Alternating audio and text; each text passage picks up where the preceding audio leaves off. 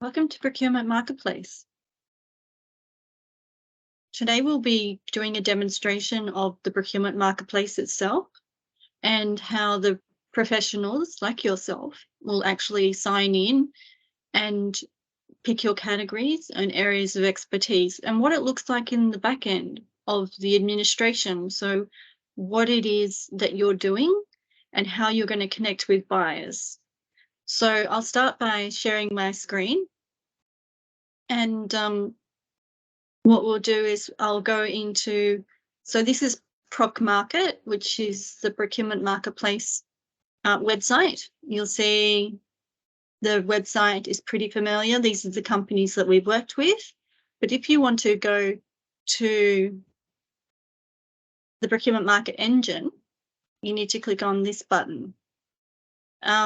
Now it's already got me signed in, so I'll sign out. So if you go to here, you go sign in or sign up, and you go sign up. So it's going to use already my sign up that I've done before. So rather than signing up again, I'm just going to sign in, but I'm not going to use that email address. I'll use this one. If you're signing up for the first time, you just enter your username and password and you create a profile. So what happens is you then go to, when that happens, you go to the dashboard. If it doesn't automatically take you to the dashboard, it's wanting you to fill in a profile. So what you do here is you enter, your email address is already entered, you put your name, your full name. Company can be the company you're currently working with, or if you want to put ProcMarket, you can put ProcMarket there. Put your full address, pick your country and your time zone, and you can also add a picture. Once you've done your profile, you go to categories, which is up the top. In categories, this enables you to have a look at the interactive categorization engine, which has 157,000 categories in it, all filtered into 26 industries. So at the top level, there's 26 industries, as you can see here. And what we might do is go into entertainment for something different today. So let's say you want to do theatre props. So you're purchasing theatre props for the Department of Arts. So you go into explore. You then look at, so now we're in the sub-industry, and you can see here it says sub-industry, and the one that we're in is entertainment. So if we're doing theatre props, we would probably go into film, theatre production support services. Theatre set design, property and costume services. Now we could pin that category, but let's have a look at the subcategories. Set design services, theatrical costume, theatrical makeup, theatrical prop rental. So I'm going to say I can do all of those. So I'm just going to go back to the category and I'm going to pin the category. By pinning the category, you automatically pin all the subcategories under it. So now that we've pinned that category, let's pick another one. So I'm going to go back to industry. And let's go with something interesting like, why don't you pick something? Let's go retail. Let's pick white goods or silver goods in this case, silver goods. Consumer electronics or domestic appliances. I think it would be domestic appliances. Domestic appliances for the kitchen or other household domestic. Laundry and appliance services, we'll buy a washing machine.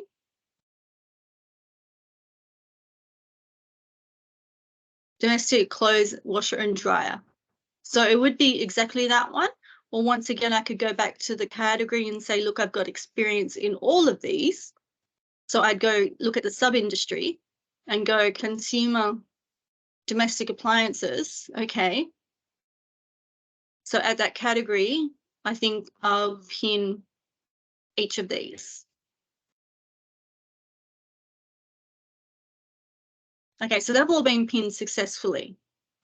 Now, what we are trying to do is make it so you can pin at the sub-industries, so you don't have to pin them all individually, but then you may want to, because if I look at the category again, I might say, okay, I've got domestic appliances, but not bath appliances. So yeah, not bath appliances.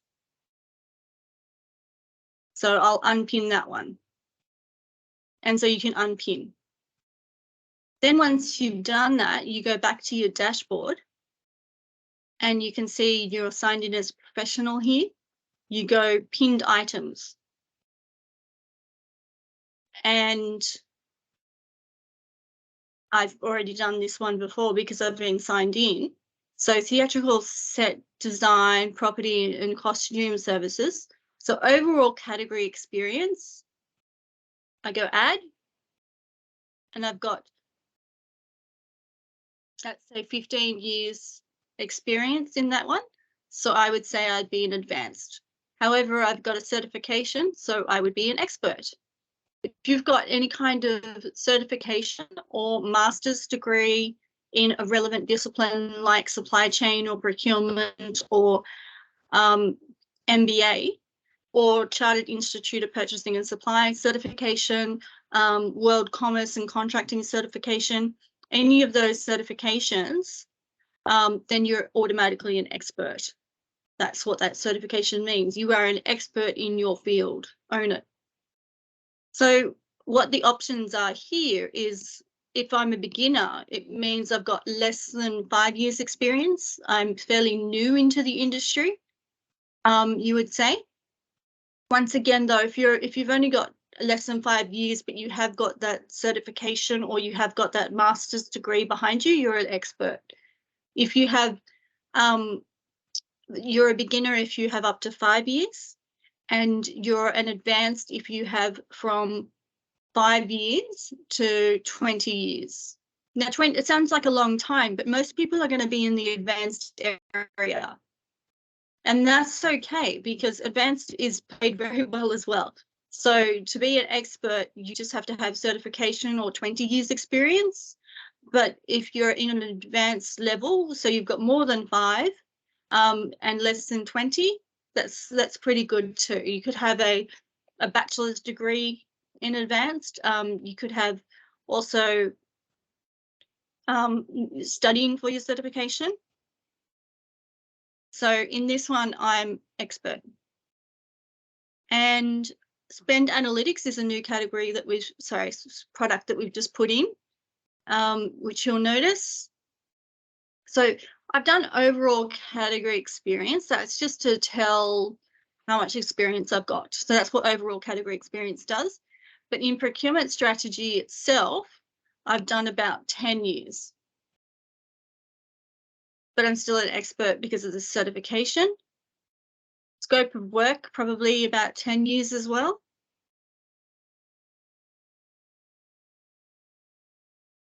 And let's put, I'm not so au fait with, not so confident with spend analytics.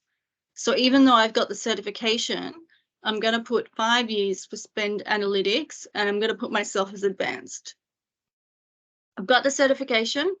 I've got the, it's slightly less on the years, but I'm going to put advanced. So what you do is you go create product experience, which is submits it.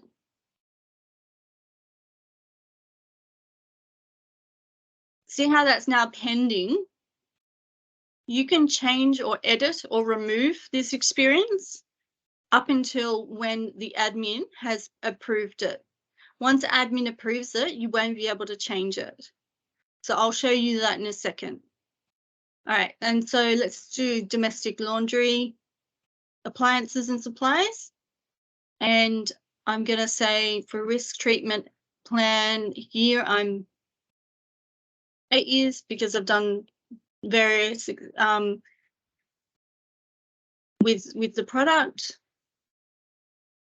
And I'll leave it at that for now. But you go through each of them.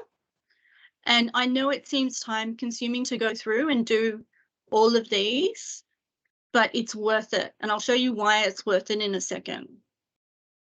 So that's my dashboard. So if I go back to the dashboard, I can see my pinned items, which I just did. I can also see orders that are pending or in progress. But I don't have any orders yet, but this is where you will see orders that are coming into you. Okay, so now I'm going to sign out. And I'm going to sign in as administration, which enables me to look at the buyer side. You can only look at the professional side of things because you signed in as a professional. It's to save confusion because we're using the same flow and the interactive categorization engine on the buyer side where they buy products and use the categories to identify what they want to buy. Where on the professional side, we're using it to identify what categories of experience you have. So I'm going to sign in as admin. Now I'll see more in my dashboard than what the buyer will see, but that's okay because I'm admin. Okay, so explore thousands of solutions we offer. So the buyer can either go straight to products and have a look at all of our products, and I'll go through them in a second with you. So the buyer can come into our products and start purchasing from here, going, okay, I need a scope of work, buy the scope of work, and then pick the size and the skill level, or they can find the category that they're interested in and buy that way. So let's say a buyer is going to go first to the product. So they're going to purchase a risk assessment treatment plan. And let's say that it's probably $600,000 and they want an expert to work on it because even though it's $600,000, they want an expert to work on it, which means that it's $7,500. You'll notice here that we have different sizes. So under 500K, 500K to $1 million, $1 million to $3 million, $3 million to $5 million, $5 million to $10 million, $10 million to $20 million, and $20 million over.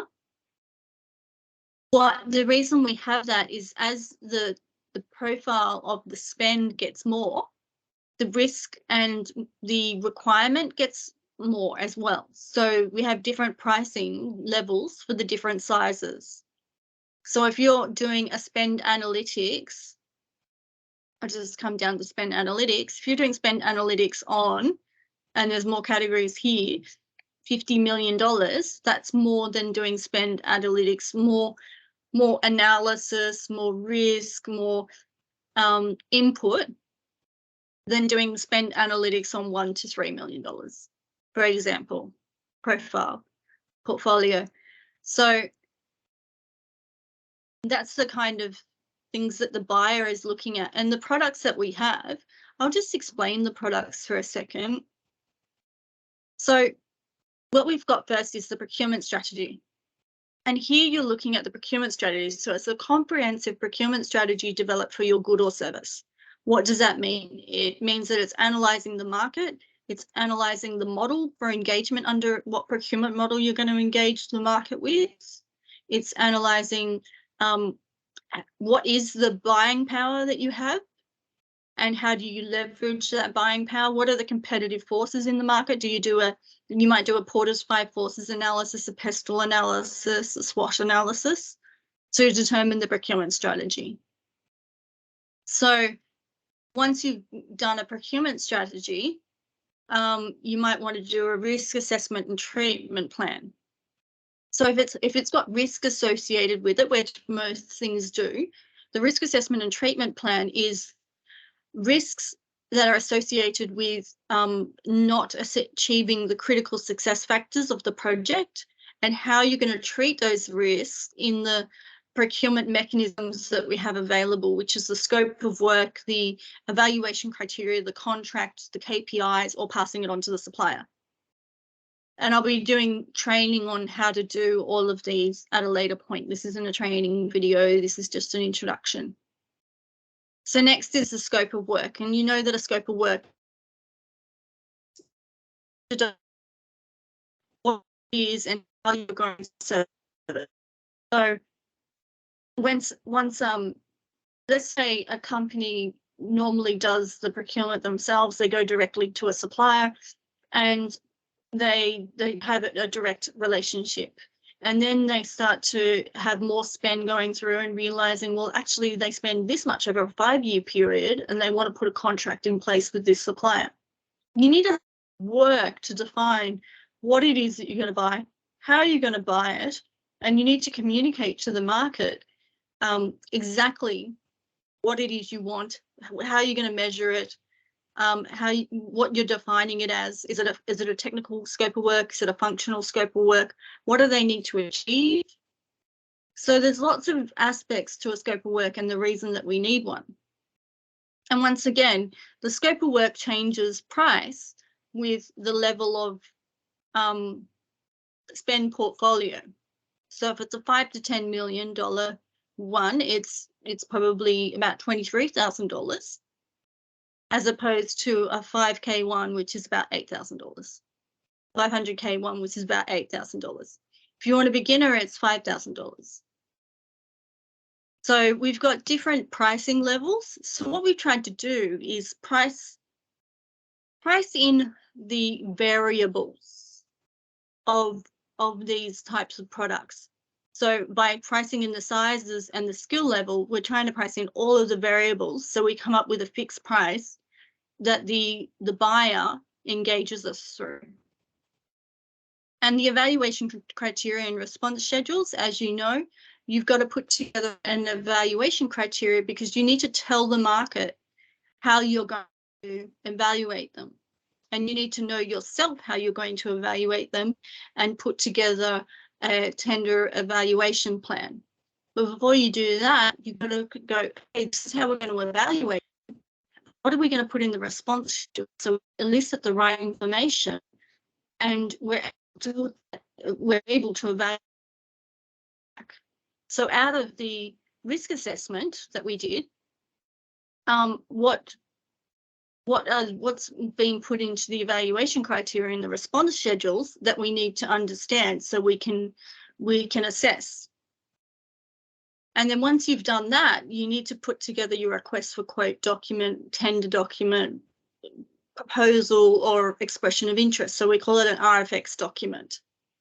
And your scope of work is communicated in this document with the response schedules and the contract. And you'll notice here I haven't put together a contract one yet, because at the moment I'm relying on it being the client-driven contract that we're going to be utilising. But in the future, I will be putting together pro forma contracts for each of the industries and maybe regional based as well. But that's down the line, down the track. Okay, source to contract. So if you purchase the entire source to contract process from go to go, which includes the procurement strategy, risk assessment, scope of work, evaluation criteria, RFX documentation, and also the evaluation, planning and facilitation and reporting process, then this value is a bit more. So let's say I've recently worked on one for $1 to $3 million. And if you want an advanced person, it's $35,000. And let me just say, all these prices are fixed. They might change in the future as we work out our pricing points, however, but at the same time, they're going to be a fixed price that we put to the client, and you'll be getting 75% of this fixed price for doing the work. So evaluation, facilitation and reporting, as we went into a little bit, this is to ensure the probity and governance in your process and that we can facilitate the tender evaluation and develop an independent report of the outcome and recommendation. So actually undertaking the facilitating the process, developing a tender evaluation report, and recommendation. This is important if you want to have, the client wants to have arm's length away from the process, that they want to have more probity, so they get an external advisor in for it. And that's us. And I've also added spend analytics, which is undertake spend analytics on your spend portfolio. And the spend analytics could be at various volumes of their spend profile. And once again, it can be for a small amount. So doing a 500K spend analytics could be a pretty small exercise, and it could be done for between $2,000 to $5,000, or it could be over 100 million, and it could be more, up around $10,000 to $13,000. So let's pick one and add it to the cart and see what happens to the process. So we'll pick the source to contract, which is here. I keep pressing the wrong button. Sorry, it's a new laptop. Not working with mouse. Let's go 1 to 3 million. Let's pick an expert and add to cart. Okay, because I haven't picked an industry, you'll notice this pop-up that says, okay, select category or subcategory. And now what we're going to do is we're going to go back into entertainment. I think I'm going to buy film, theatre and production support. So I can pick this category at this level and add to cart. So now I can view the cart, and you'll see here, source to contract, $1 to $3 million, skill expert, skill level expert, and this is the category that I'm buying. So I create the order, and ProcMarket says create order. Yes, I say create order. All right. You wouldn't normally see this part because I'm admin. You go back to the dashboard and look at pending orders in admin. And you'll see here, this is the order that we just created, which was on 10:07:33. Yeah, 8:07:33 UTC. And it's for $40,000. So I go show order. Now, if an order has several items, I can divide up that order. But at the moment, what we've got is a manual override process. I'm not sure if the developer has finished doing this connection yet. I know he's working on it right as we speak. We have this amazing developer, Mahfouz. He's from Bangladesh, and we're working as a great team. He's going to be the Chief Technology Officer of Procurement Marketplace, and he's working with a team of developers, and they're the ones who've put together this amazing platform. So I'm not sure if he's finished yet, but let's say that we allocate this, assign a professional, and I'm going to choose Amy from ProcMarket, see if it works. No, doesn't work yet. He's probably in the staging stage, but that's how it would work if there isn't a direct match. So the system itself would match up, and if there's not a direct match, then it will come into admin and it will be a pending order. Okay, now that you understand how the buyer side works and a little bit more about the products, I'm going to go into pending experience and show you what I see in terms of the experience of the candidates, of the procurement candidates. So here's my experience down here, Amy ProcMarket. And here's the theatrical set design, property and costume services. And I put myself as a 10 years and an expert, and you'll see we have beginner, advanced and expert, and we have different badges for each. And I'm going to approve these experience levels. So approve the experience level. And so once I approve it, it goes to approve, but I can reject it later. if I need to change anything. So I'm just going to approve them. And then that's done. And so if I go pending experience, you'll see it's not there anymore. It's not there waiting for me to approve. And you can see here, some of you procurement experts have, or professionals have done a lot of effort in putting down all your expertise. We've got 1,029 different items here, which is fantastic. 154, 1,431. Really great effort in putting down all your procurement expertise. So I appreciate how much work you're going into to do this, because it's going to be so important for our matching process and the algorithm that runs behind the system once we get that working. So what I'm going to do is I'm going to sign out again as admin, and I'm going to sign back in as a professional, which you'll see, I see what you see, which is the categories. And I'm going to go to my dashboard, and I'm going to go to pinned items. And now what I'll see is, like, I still got the ability to add, but I've now got approved, and there's nothing beside it. I can't change that now. So it's approved. So expert approved, advanced approved, expert approved. I can add more as I continue on, as like suddenly I'm like, okay, I really do have overall experience in this, like now that I've seen that I'm approved, or you just leave them. But this is the expertise that's going forward, is the ones that are approved, and you can't change it once admins has approved it. So does this explain a little bit more about what we're looking for and how it's going to work, the products that the buyers are interested in? Now, I know you can't answer me, so that's okay. I'm just going to take your silence as a yes. And I hope to see you in the procurement marketplace soon. Thanks for listening.